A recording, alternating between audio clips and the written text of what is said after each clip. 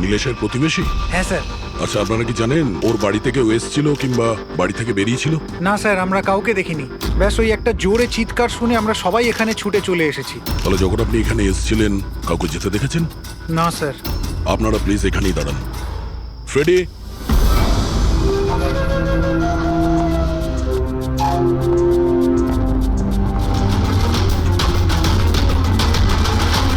Sir, ঘরের অবস্থা দেখে মনে হচ্ছে যেন ভূমিকম্প হয়েছে এখানে।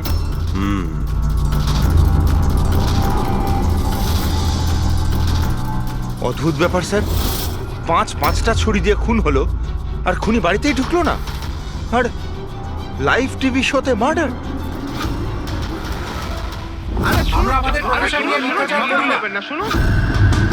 নীলেশবাবু, আপনি ঠিক আছেন তো? এই চেয়ারটা হাওয়ায় কি করে ভাসছে? কে ওখানে? নীলেশবাবু! উনি বাড়িতে তো ঢুকেছিল, এই দেখুন ওর জুতোর ছাপও ফেলে গেছে। স্যার, এই চিহ্নগুলো নীলেশের জুতোর নয় তো?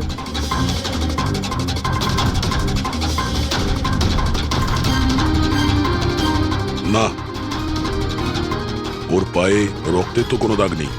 আর এই দাগটা কোনো লোকের যার পায়ের সাইজটা বড়। বলছে তো খুন শূন্যে হয়েছে, কিন্তু দেখে তো মনে হচ্ছে না। ফ্রেডি, তুমি ওই লাইভ টেলিকাস্টের ফুটেজটা দেখাও তো ওই মার্ডারের।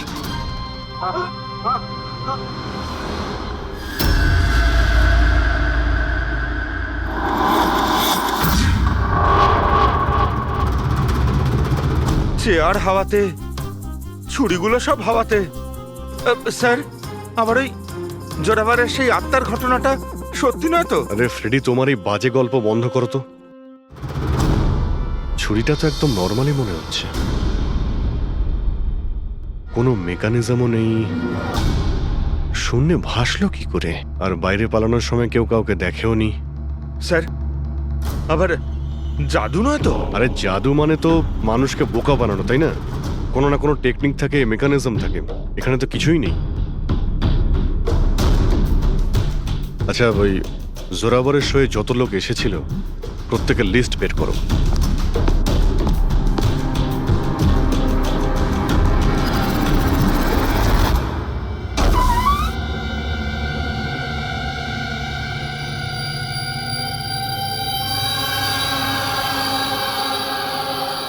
অভিজিৎ, হ্যাঁ? এই দেখো, বাড়ির ভেতরে যাওয়া আসার আরো একটা রাস্তা আছে। স্যার, স্যার, কিচেনে এই দুটো গ্লাস পেয়েছি, আর এইটাতে লিপস্টিকের চিহ্ন রয়েছে। এই দেখুন। কোনো মেয়েও ছিল এখানে? যদি এখানে কোনো মেয়ে থাকে তাহলে ভিডিওতে দেখা গেল না কেন? আর চেয়ারটা হাওয়ায় উড়লো কি করে? আর নীলেশ চেয়ার থেকে নামার চেষ্টা করলো না কেন? ওই টেবিলে রাখা সমস্ত ছুরিগুলো হাওয়ায় উড়ে নীলেশের গায়ে এসেই লাগলো কি করে? এর উত্তর তো ওই লিপস্টিক পরা মেয়েটাই দিতে পারবে, বা ওই লোকটা যার জুতোর ছাপ পাওয়া গেছে। রবি, এই কথাটা কনফার্ম তো যে এই জোরাবার আর মল্লিকা এই মুহূর্তে বাড়িতে থাকবে না? এমনটাও তো হতে পারে যে ফ্রেডরিক আর পঙ্কজ সার্চ করার সময়ই পেল না। Sir, 100% confirm. ব্যবস্থাই এমনভাবে করেছি আমি।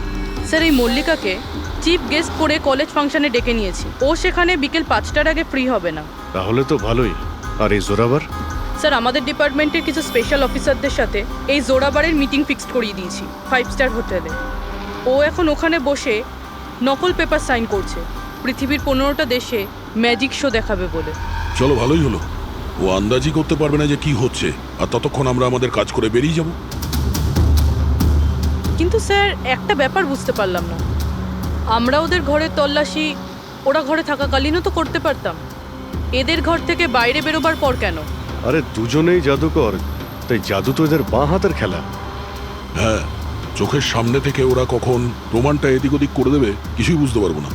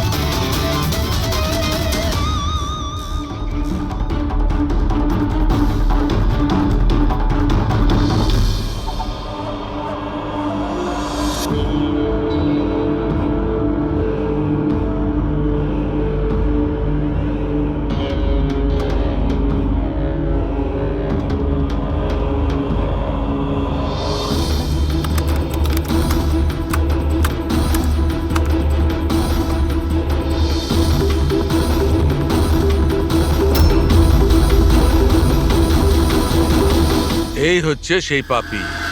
আরে বাহ ডক্টর সালুখে, এত তাড়াতাড়ি খুনির খোঁজ পেয়ে গেলেন।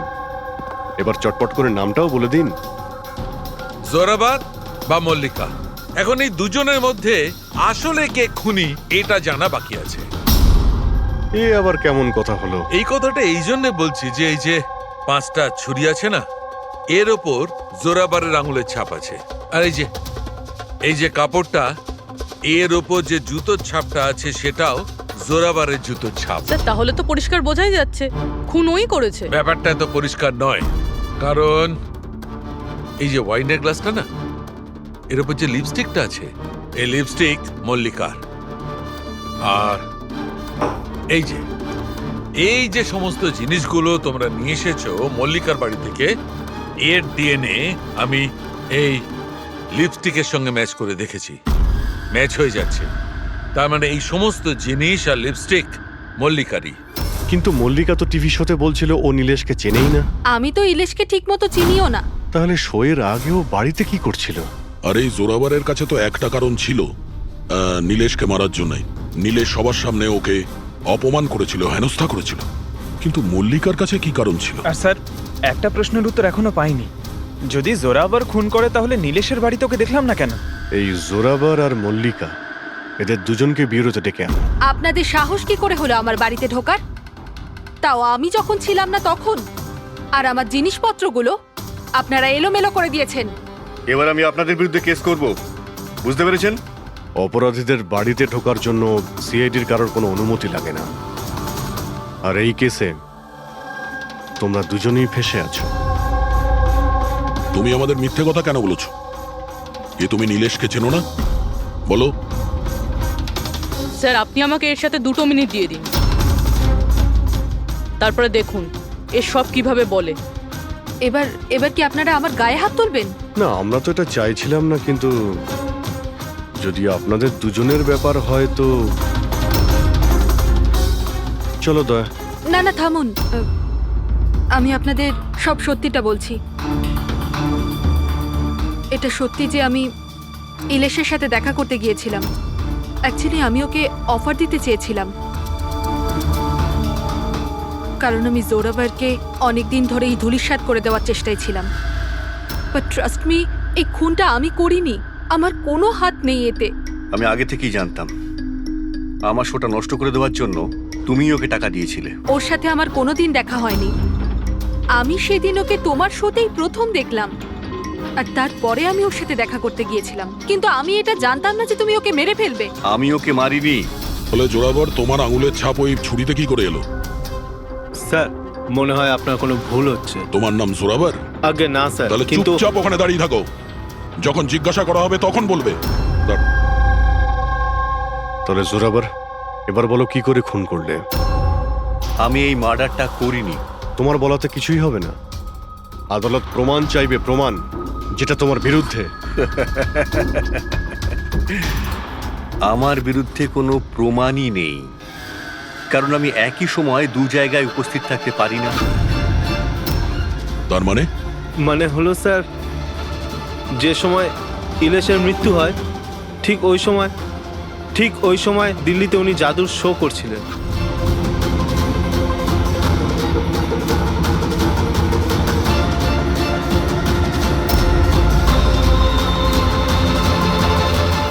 আমি মানছি যে আমি অনেক বড় জাদুকর, কিন্তু এত বড় জাদুকরও নই যে একই সময় 2 জায়গায় উপস্থিত থাকতে পারি। যদি আপনারা এই ভিডিও দেখে বিশ্বাস না করেন তাহলে দিল্লির ওই অর্গানাইজারকে ফোন করেও দেখতে পারেন। শোনো, ওনাদের নাম্বারটা দাও তো। হ্যাঁ স্যার। আমি কি যেতে পারি? যেতে পারো।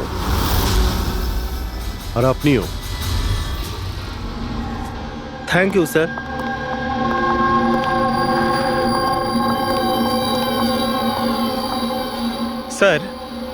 স্যার অডিয়েন্সে যত মেম্বার ছিল সবার মোবাইল লোকেশন ট্র্যাক করেছি। স্যার যেই সময় নীলেশ মারা যায় ওর বাড়ির আশেপাশে কেউ ছিল না। আমার তো এই জোরাবারকেই সন্দেহ। আপনি এই একটাই প্রশ্ন 1000বার জিজ্ঞেস করলেও আমি একই উত্তর দেব। আমি বুঝতে পারছি না যে সিআইডি ওই খুনিকে খুঁজে বার করতে এত দেরি কেন করছে। আমি জানি তো, আমি জানি ওই আত্মারাই ওকে খুন করে ফেলেছে। আমার শোতে আমাকে অপমান করেছিল এই লোকটা। তো যেমনটা আপনারা দেখতে পাচ্ছেন, ইনার কথা অনুযায়ী ইলেশের খুন হয়েছে ওই আত্মাদের হাতে। তো এবার দেখার বিষয় হচ্ছে যে আপনাদের কি মনে হয়, ইলেশের খুন কোনো আত্মারা করেছে নাকি কোনো মানুষের কাজ? যত সব বাজে কথা। স্যার স্যার এই নীলেশের মৃত্যুর পর তো জোরাবার তো ফেমাস হয়ে গেছে। এর কাছে দেশ বিদেশ থেকে প্রচুর শোয়ের কল আসছে। শুধু তাই না, এর ফিজও দ্বিগুণ করে দিয়েছে। আচ্ছা, জোরাবারের তো খুব লাভ হয়েছে এই নীলেশের মৃত্যুতে। এই জোরাবারকে ধরতে গেলে এই নীলেশের পুরো ঠিকুজি কুষ্টি বের করতে হবে। হঠাৎ করে ও জোরাবারকে নিয়েই কেন পড়লো? আর স্যার, নীলেশ তো ছোট একজন সাংবাদিক, কোনো সামান্য একটা পত্রিকার জন্য লিখত। আর স্যার ওর অবস্থাও খারাপ। ছোটখাটো সাংবাদিক, আর অবস্থাও ভালো নয়।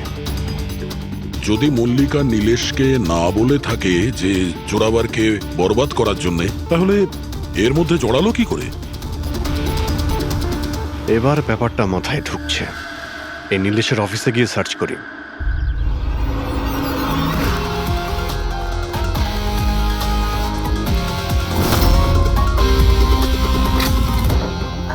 আসুন সাহেব।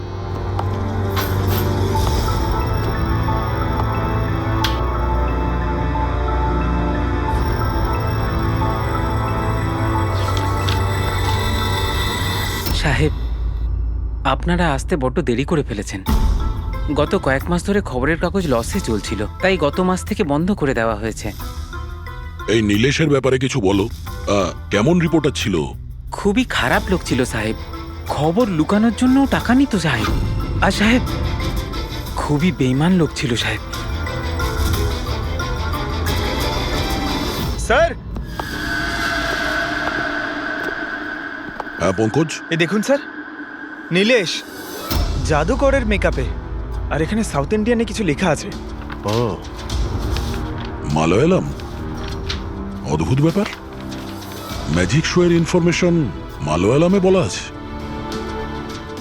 এই রিপোর্টার থেকে এরকম জাদুকর কবে আর কিভাবে হলো? আচ্ছা, এদিকে শোনো। হ্যাঁ সাহেব। এটা কি? কি এটা? আমি তো কিছু বুঝছি না। আরে তোমার বস জাদুকর হয়ে ঘুরছে আর তুমি বলছো তুমি কিছুই জানো না এই ব্যাপারে। এই জাদুকর কবে হলো? আমাদের সাহেব আর জাদুকর? সাহেব, কিছু বুঝতে পারছি না। আচ্ছা ঠিক আছে, তুমি যাও।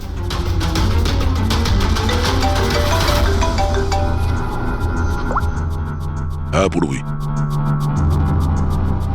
আচ্ছা, হ্যাঁ ওকে, ঠিক আছে। ওর মোবাইলটা ট্র্যাক করতে থাকো, ঠিক আছে? ইয়া, জোরাবারের অ্যাসিস্ট্যান্ট রোশন 3 বার গেছিল নীলেশের সঙ্গে দেখা করতে। আর ম্যাজিক শো এর আগের দিন রাতেও ওর সঙ্গে কথা হয়েছিল ওই নীলেশের। রোশন?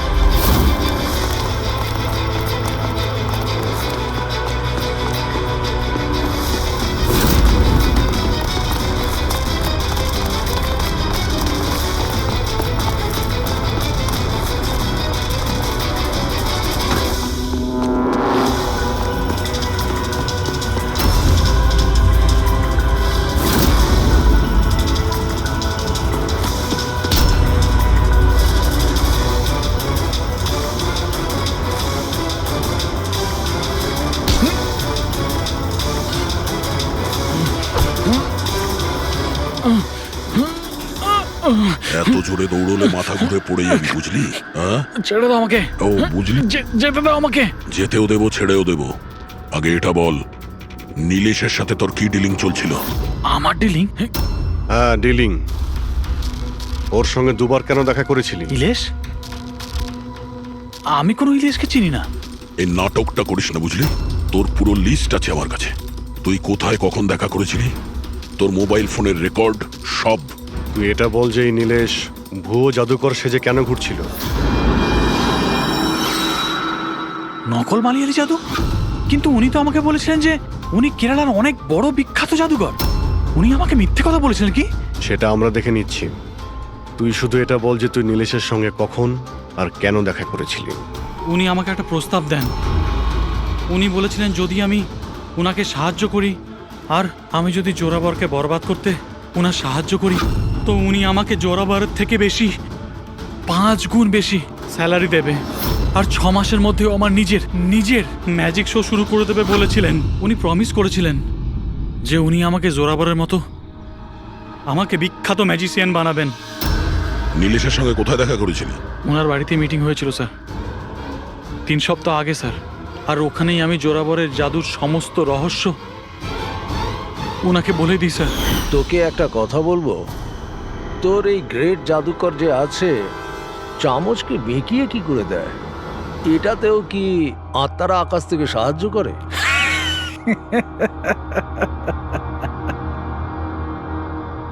আরে ইলেশ বাবু, কোনো আত্মা টাত্তা নেই। আরে এই দুনিয়াকে বোকা বানায় জোরাবার, সব থেকে বড় বিখ্যাত জাদুঘর। চামচের মধ্যে একটা রবার থাকে আর রাবারকে একটু অ্যাডজাস্ট করে আর চামচ বেঁকে যায়। আরে বাপরে, এইভাবে ঠকায়? আর ওই যে মেয়েটাকে হাওয়ায় ওড়ায়, ওই জাদুটা কি করে করে? বেকার স্যার, বাঁতের খেলা। আপনিও করতে পারবেন। কি করে? মেয়েটা যখন টেবিলের উপর শুয়ে পড়ে, যে টেবিলটা থাকে না, ওই টেবিলটার সঙ্গে যুক্ত থাকে একটা লোহার রড। এবার আপনি বলবেন যে লোহার রড তো দেখা যায় না। কি করে দেখা যাবে? চাদর দিয়ে ঢাকা থাকে না লোহার রডটা। জোরাবর যেই মুহূর্তে স্টেজে আসে জাদু দেখানোর জন্য, ঠিক সেই সময়ে চাদরটা ঢেকে দেওয়া হয়। জোরাবর এই লোহার রডটাকে লুকিয়ে ধরে রাখে যাতে দেখা না যায়। এদিকে দুটো কাঠের চেয়ার সরালো আর দর্শকদের মনে হয় মেয়েটা কি করে হাওয়াতে ভেসে আছে। সবই বোকা বানানোর কৌশল স্যার। তার মানে এর মধ্যে ম্যাজিক বলে কিছু নেই? তার মানে কাজটা শুধু হাত সাফাই। স্যার স্যার এসব বাদ দিন না স্যার। আপনি আমাকে এটা বলুন যে আমার ম্যাজিক শোটা আপনি কবে চালু করছেন? হবে ব্রাদার, খুব তাড়াতাড়ি হবে। এই নীলেশ প্রথমে নকল জাদুকর সাজে, তারপরে কে মিথ্যে বলে বিশ্বাস অর্জন করে, আর তারপর জোরাবারকে ম্যাজিক দেখাতে বলে। হ্যাঁ, কি কারণ হতে পারে? ও তো সাধারণ রিপোর্টার ছিল, কোনো ম্যাজিশিয়ান তো ছিল না। হ্যাঁ, সাংবাদিক ছিল যে নকল জাদুকর সাজলো। আর জোরাবারের ম্যাজিক ট্রিকগুলো এ জোরাবারের আসল মুখোশটাকে খুলে দিতে চাইছিল না তো? এইসবের জন্য কি তাহলে স্ট্রিং অপারেশন করছিল? String operation? যদি এটাই হয়ে থাকে তাহলে তো ওর বাড়িতে স্পাই ক্যামেরা থাকবে, ওর ঘরে।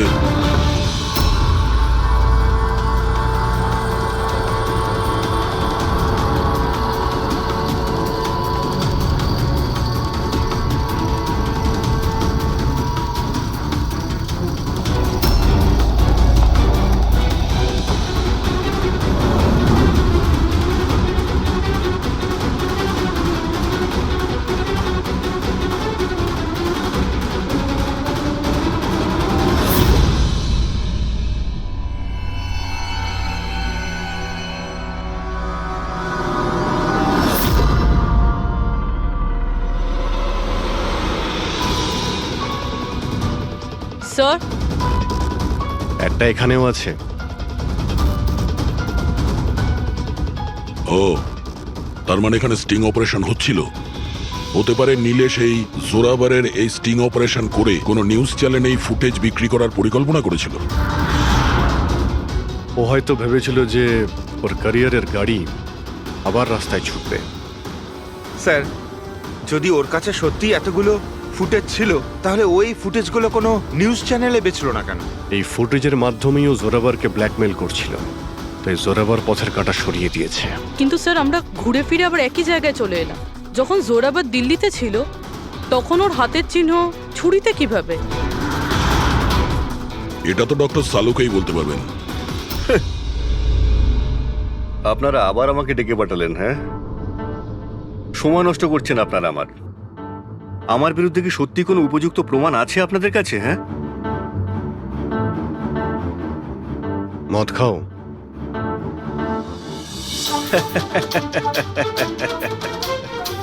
এবার আপনারা আমাকে মদ খাওয়াবেন? হ্যাঁ, সরি, দিনে আমি মদ খাই না। কিন্তু তাহলে কি রাত্রে খাও?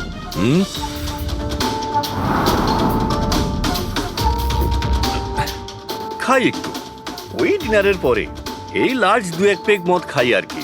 কিন্তু ব্যাপারটা কি? হ্যাঁ, ব্যাপারটা কি? ব্যাপারটা জানতে চান তো?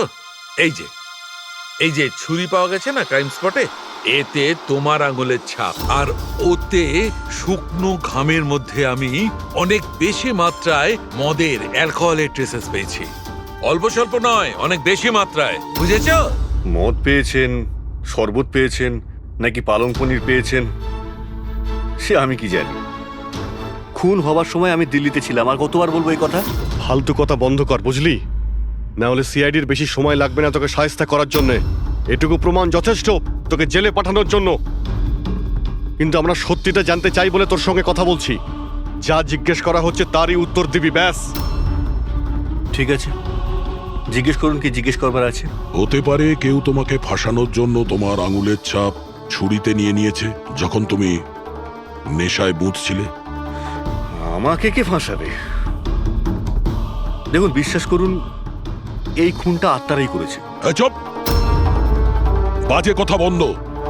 তোমার ম্যাজিকের রহস্য তোমার অ্যাসিস্ট্যান্ট রশন আমাদের বলে দিয়েছে। এখন যেটাই বলবে শুধু সত্যি বলবে। এটা বলো যে শেষবারে এইরকম মদ কবে খেয়েছিলে যে তোমার কোনো হুঁশই ছিল না যে তোমার আশেপাশে কি হচ্ছে? বললাম তো, আমি ডিনারের পরে কখনো কখনো 1-2 পেগ খাই, কিন্তু এতটাও খাই না যে একেবারে জ্ঞান হারিয়ে ফেলবো। আচ্ছা, এক মিনিট। যেদিন আমার ম্যাজিকের শো ছিল ঠিক তার 2 দিন আগে আমরা সবাই হোটেল প্যাম্পুসে একটা পার্টি দিয়েছিলাম। সেদিন হোটেলে আমি একটু বেশি খেয়ে ফেলেছিলাম আর ঘুমিয়েও পড়েছিলাম। যখন ঘুম থেকে উঠলাম তখন হোটেলের কামরাতেই ছিলাম, আর হোটেলের লোকরাই আমাকে ডেকে তোলে। বললো যে চেক আউট টাইম হয়ে গেছে, 12টা বেজে গেছে। ওই হোটেলের ফুটেজ চেক করতে হবে। স্যার ওটা হোটেল না, পায়রার ঘর। জোরাভারের ফ্লোরে সিসিটিভি ক্যামেরা বন্ধ, রুমের ভেতরে একটাও আঙুলের ছাপ নেই স্যার। আর ওই স্টাফগুলো জানেই না ওই সময় মাস্টারকে ইউজ করা হয়েছিল কিনা। মানে হোটেল থেকে কিছুই জানা যায়নি, ডেড এন্ড। একটা কথা তো পরিষ্কার স্যার, নীলেশের খুন কোনো জাদুকরের কাজ, কারণ ওই উড়ন্ত চেয়ার আর ছুরিগুলো জাদুরই অংশ। এই কেসে তো 3 জন জাদুকর রয়েছে, জোরাবার, মল্লিকা আর রোশন। 1 মিনিট অভিজিৎ, আরো একজন ম্যাজিশিয়ান তো আছেই কেসে, তাকে খেয়ালই করিনি আমরা। জোরাবারের দ্বিতীয় অ্যাসিস্ট্যান্ট রুশালি। পুরবি, একটা কাজ করো, এই রুশালির মোবাইল ফোন ট্র্যাক করো, জানার চেষ্টা করো যে মার্ডারের আগে এবং তারপরে ওর লোকেশনটা কোথায় ছিল। ওকে স্যার, এই ব্রুশালির ব্যাপারে তো ভুলেই গেছিলাম। স্যার এই দেখুন, রুশালি মার্ডারের টাইমে নিজের কলেজে গেছিল, সেখান থেকে বাড়ি, আর তারপর জুহুর একটা কফি শপে, আর সেখান থেকে জোরাবারের ম্যাজিক শোতে। রুশালি লাস্ট 2 রাত্রির ওর কলেজে গিয়েছিল, রাত্রির 1টার সময়। 2 দিন ধরে রোজ কলেজে যাচ্ছিল, তাও আবার রাত 1টার সময়? এত রাতে ও কলেজে কি করতে গেছিল? মার্ডারের 2 দিন আগে ও হার্ডওয়্যারের দোকানেও খুব ঘুরেছিল। নীলেশের মার্ডারের পরে ওর লোকেশনটা কোথায় ছিল দেখো। স্যার ওর ফোন বন্ধ ছিল। ফোন বন্ধ ছিল? এই রুশালি একটু গন্ডগোলের। কলেজে গিয়ে দেখি এত রাত্রেও কলেজে গেছিল কেন। স্যার, আমার ভুল হয়ে গেছে, আমাকে ক্ষমা করে দিন। ভুল? এটাকে ভুল বলছো তুমি? হ্যাঁ, এত রাতে তুমি একটা মেয়েকে কলেজের ভেতরে আসতে দিয়েছিলে কেন? স্যার, ওই ম্যাডাম হাত খরচের জন্য কিছু টাকা দিত আমায়, ল্যাবের ভেতরে গিয়ে কাজ করার জন্য। ঘুষ নিচ্ছিলে? কখনো ভাবনি যে এক্সট্রা টাকা কেন দিচ্ছে? পড়াশোনা তো দিনের বেলাতে হয়, রাতের বেলা ল্যাবে কি করছিল? আমি ওইটাই জিজ্ঞেস করেছিলাম স্যার। উনি বললেন যে একটা বিশেষ এক্সপেরিমেন্ট করছেন, একটা এক্সট্রা প্রজেক্ট যেটা উনি কলেজ থেকে পেয়েছেন। স্যার আসুন, এ হলো মনোজ, ওই ল্যাবের অ্যাসিস্ট্যান্ট, যেখানে রুশালি এক্সপেরিমেন্ট করছিল। মনোজ, এই রুশালি এখানে কি এক্সপেরিমেন্ট করছিল? স্যার, ও একটা ভীষণ বড় ইলেকট্রোম্যাগনেট আবিষ্কারের খোঁজ করছিল।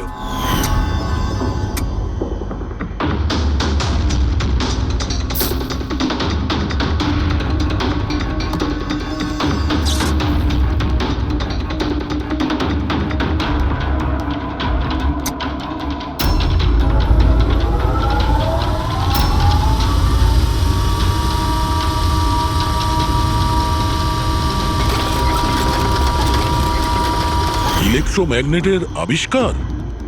তুমি ওকে বাধা দাওনি এসব করতে? না স্যার, যদি কোনো স্টুডেন্ট পড়াশোনা ছাড়া অন্য কিছু করতে চায়, তাও আবার কলেজ টাইমের পরে, তাহলে আমরা তাদের উদ্বুদ্ধ করি। হ্যাঁ, তবে আমি এটা জানতাম না যে ও রাতের অন্ধকারে লুকিয়ে লুকিয়ে এই সব কিছু করছে। তার মানে হলো ভাই, রুশালির ইলেকট্রোম্যাগনেট প্রজেক্ট সাকসেসফুল হয়েছিল, সেই জন্যে নীলেশের চেয়ার আর ছুরি শূন্যে ভাসছিল। স্যার, মিস্টার প্রভাকর, জাদুর এক্সপার্ট। Hello sir. আচ্ছা মিস্টার প্রভাকর, বড় বড় জাদুকর তাদের রহস্যটাকে সবসময় লুকিয়ে রাখেন, আর আপনি তো একজন জাদুর এক্সপার্ট, তো সেই রহস্যর ব্যাপারে আপনি তো অবশ্যই জানেন। আচ্ছা স্যার, নীলেশের মৃত্যু দেখে কি ধারণায় পৌঁছেছেন আপনি? কিভাবে হয়েছে ওর মৃত্যু? আমি ইলেশের মৃত্যুর সিন বারবার রিপ্লে করে দেখেছি। আমার মনে হয় ওর মৃত্যুর পেছনে ম্যাগনেট, ইলেকট্রিক কারেন্ট বা তারের কিছু কমপ্লেক্স জারি জুড়ি আছে। আপনি তো জোরাবরের জাদুর অনেক সই নিশ্চয়ই দেখেছেন। আপনার কি মনে হয় যে ম্যাগনেট আর কারেন্ট, তারের কারসাজি, এই সমস্ত জাদু কি জোরাবর কখনো দেখিয়েছে? না স্যার, এগুলো ঠিক জোরাবরের স্পেশালিটির মধ্যে পড়ে না। আচ্ছা স্যার, আপনি একটু ভালোভাবে এক্সপ্লেন করতে পারবেন যে নীলেশের মৃত্যু হয়েছে এই ইলেকট্রোম্যাগনেটের দ্বারা? সরি স্যার, এইগুলো ঠিকভাবে বলতে পারা আমার পক্ষে সম্ভব হবে না। আচ্ছা, আপনি কি বলতে পারবেন যে এই সমস্ত কাজকর্ম জোরাবরের নয়, কারণ ও ম্যাগনেট আর এই কারেন্ট বা তারের ব্যবহার ঠিকমতো করতে পারে না? চুম্বকের ব্যবহার ও ভালো নাও জানতে পারে, কিন্তু ও ফিজিক্সে খুব ভালো, এই জন্য খুনি সেও হতে পারে। হয়তো চুম্বকের ব্যাপারটার জন্য ও কারোর সাহায্য নিয়ে থাকবে। কে ডেকেছে আমাকে এখানে? আমি ডেকেছি এটা জানার জন্যে তুমি নীলেশকে কেন আর কিভাবে মেরেছো। আমি কিছু করিনি। কিন্তু তোমার কলেজের ওয়াচম্যান আর ল্যাব অ্যাসিস্ট্যান্ট অন্যই কিছু বলছে। কে আছে ওখানে? সামনে এসো।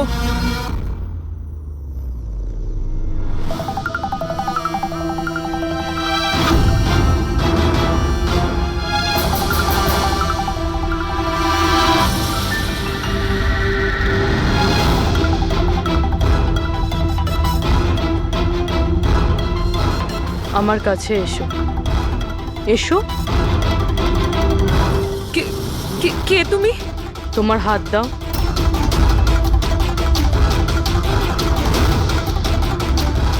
তুমি নীলেশকে কেন আর কিভাবে মেরেছো? আমি কাউকে মারিনি। তুমি সত্যি কথা বলছো না, তাই আমি বাধ্য হচ্ছি এরকম করতে।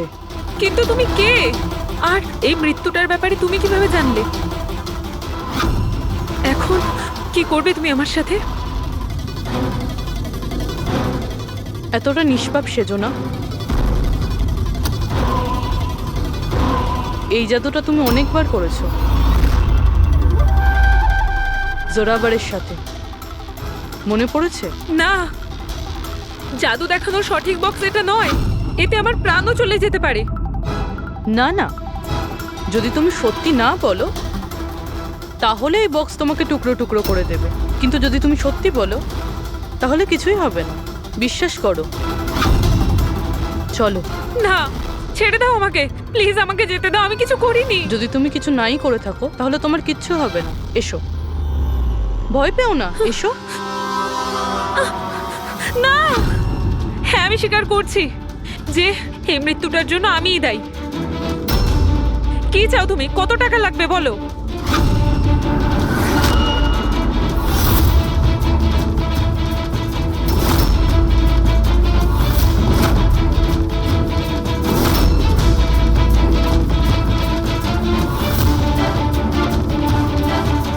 সিআইডি? থ্যাংক ইউ মল্লিকা দেবী। এই বক্সটা বানিয়ে কেসটা সলভ করতে আপনি আমাদের সাহায্য করেছেন। এবার আপনি কি আমাদের বলবেন যে আপনি নীলেশকে কেন খুন করেছেন? আসলে ও বলেছিল আমায়। কার কথাতে করেছো?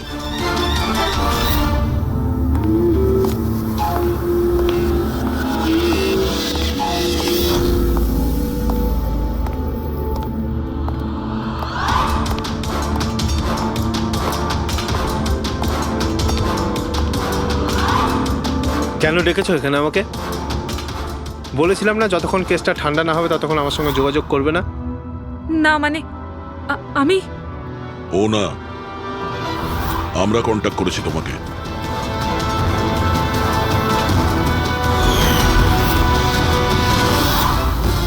তাহলে এবার তুমি বলে ফেলো নীলেশকে কেন খুন করেছো? ইলেশের কাছে ওই বোকা রোশনের সমস্ত স্ট্রিং অপারেশনের ভিডিও ফুটেজ ছিল, আর ইলেশ আমার কাছে ওই ফুটেজের জন্য 25 লক্ষ টাকা চাইছিল। ও ব্ল্যাকমেল করছিল, এই জন্য ওকে প্রাণে মেরে ফেললে? আমি ইলেশকে 25 লক্ষ টাকা না, 2.5 কোটি টাকা দিয়েছিলাম, কারণ আমার মাথায় একটা বুদ্ধি ছিল। কারণ মল্লিকা কিছু মাস ধরে এনার ওপর, তো আমি ভাবলাম যে ইলেশকে ব্যবহার করে ইনাকে জাদুর দুনিয়ার সব থেকে বড় জাদুকর বানিয়ে দিই। বৈশালীর এক্সপেরিমেন্টগুলো ব্যবহার করে আমি ইলেশকে মারার প্ল্যান করেছিলাম। কি হয়েছে বলো? তুমি আমাকে এত আর্জেন্টলি এখানে আসতে বললে কেন? বৈশালী, আমি তোমার কাছে সাহায্য চাই ইলেশকে রাস্তা থেকে সরানোর জন্য। এটা এটা তুমি কি বলছো? তুমি আমাকে একজনকে মেরে ফেলতে বলছো? আমি তোমাকে প্রাণ নিতে বলিনি, আমি শুধু একটা হেল্প নিতে চাইছি। একটু ব্যবস্থা করে দাও তোমার এক্সপেরিমেন্টকে ব্যবহার করে, আর এটার জন্য তোমাকে যত বলবে তত টাকা দেবো। ইলেশ সব কিছু জানতো যে লাইভ শো চলাকালীন ওনার চেয়ার হাওয়াতে উড়বে ইলেকট্রিক চৌম্বকের মাধ্যমে, কিন্তু ও এটা জানতো না যে ওর খুন হয়ে যাবে। আমিও জানতাম না যে তুমি লুকিয়ে আমার আঙুলের ছাপ নিয়ে ওই ছুরিগুলোতে লাগিয়ে দেবে আর আমাকে ফাঁসিয়ে দেবে। ফাঁসিয়ে দেবে? আরে আমি তো তোমাকে দেশ বিদেশে জনপ্রিয় করে দিয়েছি, বিখ্যাত করে দিয়েছি। 10 লক্ষ টাকাও তো ছিল না তোমার কাছে, আজ 10 কোটি আছে। কার জন্য? আমার জন্য। তাতে তোমার কি লাভ হলো? আফসোস এটাই, ওই টাকাগুলো এখন তোমার কোনো প্রয়োজনে লাগবে না। নীলেশকে খুন করার অপরাধে আদালত তোমাকে কঠিন শাস্তি দেবে, সারা জীবন জেলের মধ্যেই পচবে তুমি। নিয়ে যাও এদের।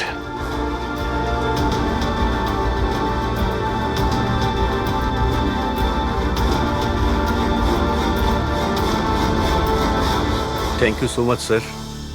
যদি আপনারা না থাকতেন তাহলে সবাই এই কথাই ভাবতো যে ওর খুনটা আমিই করেছি। কোনো ব্যাপার না, কিন্তু আপনি এই আত্মার মিথ্যে গল্প বানিয়ে প্লিজ লোকদের ঠকাবেন না। সরি স্যার, ভুল হয়ে গেছে আর আমি নিজের ভুলটা বুঝতেও পেরেছি। এবার আমি আমার ফ্যানেদের কাছেও ক্ষমা চেয়ে নেব। খন গুড।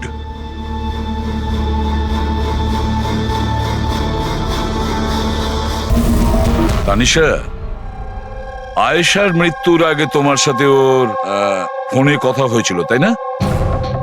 আচ্ছা, ওই ফোন কলের ব্যাপারে আমাদের কিছু ডিটেলে বলতে পারবে?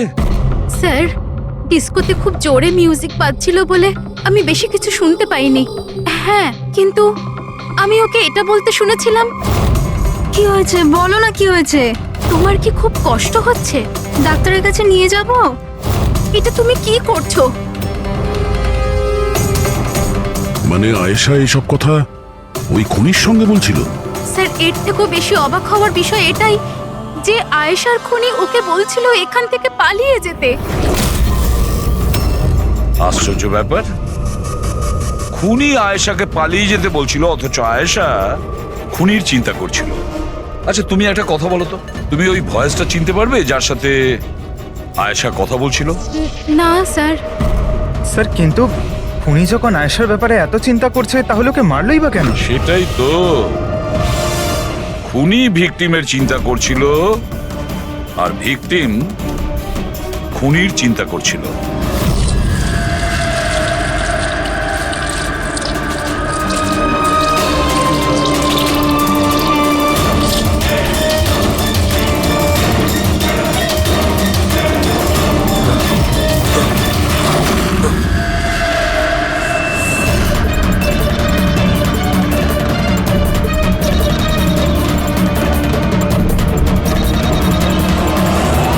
গান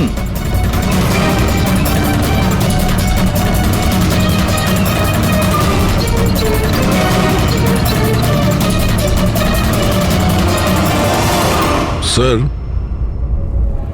ওর যেখানে গুলি লেগেছে সেটা ছাড়া ওর শরীরে আর কোথাও আঘাতের চিহ্ন নেই। মনে হচ্ছে খুনি হঠাৎ এখানে এসে ওর উপরে গুলি চালিয়ে দিয়েছে। এরকম হতেই পারে। এই দেখো, এখানেও রক্ত। একটা কথা বুঝতে পারছি না স্যার, খুনি গানটা এখানে ফেলে রেখে গেল কেন? ও তো নিজের সঙ্গে গানটাকে নিয়েও যেতে পারত। সেটাই তো আশ্চর্য ব্যাপার যে খুনি এই গানটা এখানে এই ক্রাইম স্পটে কেন রেখে গেছে।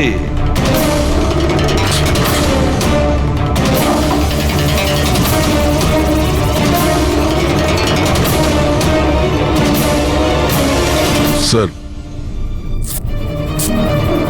এই দেখুন, নিচে এখানে এই টেপটা আটকানো ছিল। ওয়াশ বেসিনের নিচে টেপ? মনে হচ্ছে এখানে টেপ দিয়ে কিছু আটকে ছিল যেটা এখন এখানে নেই। হতে পারে এই কেসের সঙ্গে রিলেটেড কিছু। নিশ্চয়ই দেখতে হবে। রায়মাদেবী, ডক্টর যশবন্ত আপনার ডক্টর ছিলেন তো? আপনারা এখানে এই টেবিলেই বসেছিলেন? হ্যাঁ, আসলে উনি আমার অসুখের কথা বলতেই আমার সাথে দেখা করতে এখানে এসেছিলেন। খুব ভালো মানুষ ছিলেন উনি। আজ যখন আপনি ওর সঙ্গে কথা বলছিলেন, আপনার কি মনে হয়েছিল যে কোনো ব্যাপার নিয়ে ও একটু ডিস্টার্ব ছিল? ডিস্টার্ব তো নয়, কিন্তু হ্যাঁ, হঠাৎ করে ওনার শরীর খারাপ হয়ে গিয়েছিল আর উনি এক্সকিউজ মি বলে ওয়াশরুমে চলে গিয়েছিলেন। আমি তো ভাবতেই পারিনি যে এরকম একটা ঘটনা ঘটবে। স্যার, হ্যাঁ, এ হলো এই কফি শপটার ম্যানেজার। এখানকারও সিসিটিভি ক্যামেরাগুলো কাজ করছে না। স্যার, 2 ঘন্টা আগেও তো কাজ করছিল, কিন্তু হঠাৎ করে টেকনিক্যাল প্রবলেম হয়ে যায়, সেই জন্য ইঞ্জিনিয়ারকে ডেকেছি আমরা।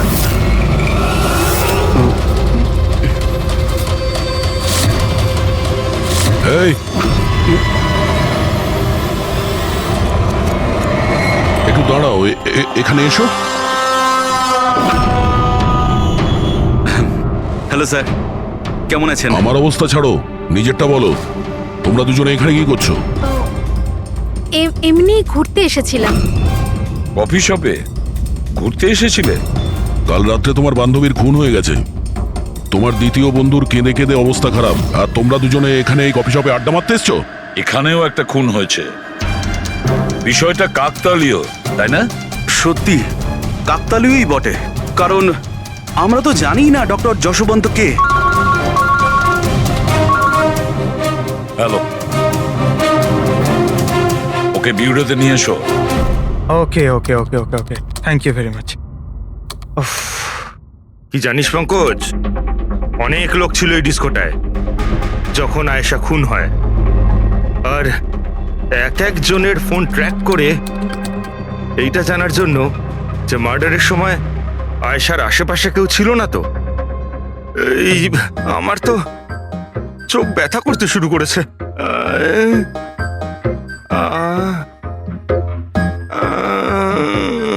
আরে স্যালাডগুলো চোখে লাগানো বন্ধ করুন ফ্রেডি স্যার।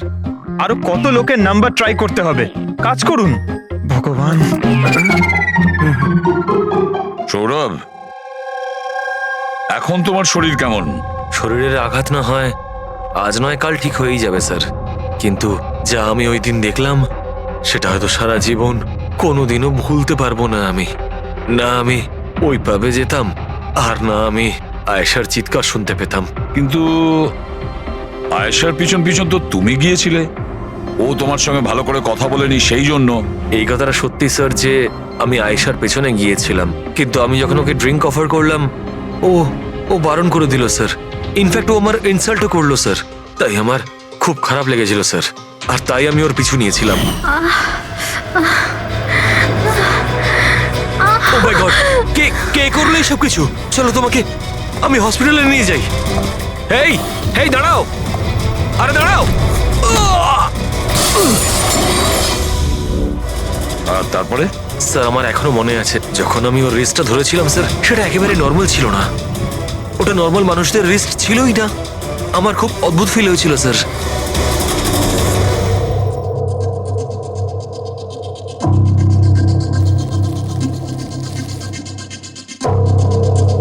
তাহলে আপনি বলছেন ডক্টর সালুকে যে এই বন্দুকের উপর কিছু চটচটে লেগে আছে? হ্যাঁ, ওই চটচটে জিনিসটা রাবারের মতো, ওই যেমন সেলোটেপে হয় না, ওই রকম।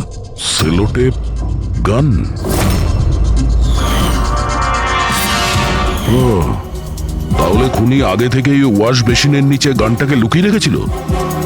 তাহলে এই মার্ডার একটা প্ল্যান মার্ডার ছিল। হ্যাঁ, কিন্তু এই বন্দুকটা যেটা দিয়ে ভিকটিমকে খুন করা হয়েছে আর এই কাঁচ যেটা দিয়ে আয়েশাকে খুন করা হয়েছে, এই দুটোতেই কোনো ফিঙ্গারপ্রিন্টস পাওয়া যায়নি। কিন্তু ভাই, এই কাঁচটার টুকরোর উপর একটা বিশেষ ধরনের কেমিক্যাল লেগে আছে, যেমন ধরো প্লাস্টিক কেমিক্যাল। এখন কেন লাগানো ছিল, কি লাগানো ছিল সেটা জানতে হবে, কিন্তু এই দুটো কেমিক্যালই এই বন্দুকটাতেও লেগে আছে, দুটোতেই। ডক্টর সালুকে, আপনি তো বলছিলেন এই গানের মধ্যে ওই সেলোটেপের গাম লেগেছিল। সেটা তো ছিলই, তাছাড়া কেমিক্যালও আছে। ওটা ছাড়া এই কেমিক্যালও আছে? তার মানে এই দুটো মার্ডার, এদের দুটোর মধ্যে কোনো কানেকশন আছে? আর জুবিন আর প্রীতির ওই ক্রাইম সিনে থাকা কোনো কাকতালিও ছিল না? একদম, তুমি একদম ঠিক বলছো। দা, তোমার কথা আরো একটা জিনিস প্রমাণ করছে। এই দুটো লাশের উপরই আমি তেলের মতো ফেরোমন পেয়েছি। ফেরোমনস মানে ওই কেমিক্যাল যার থেকে গন্ধ আসে? হ্যাঁ, এই দুটো ভিকটিমেরই এদের দুজনের লাশের মধ্যে একই রকম গন্ধ। একটা ব্যাপার পরিষ্কার, হয়তো দুজনে একই রকম পারফিউম লাগাতো, বা দুজনের খুন একজনই করেছে। জেনারেলি একজন মহিলা লেডিস পারফিউম লাগায়, আর একজন পুরুষ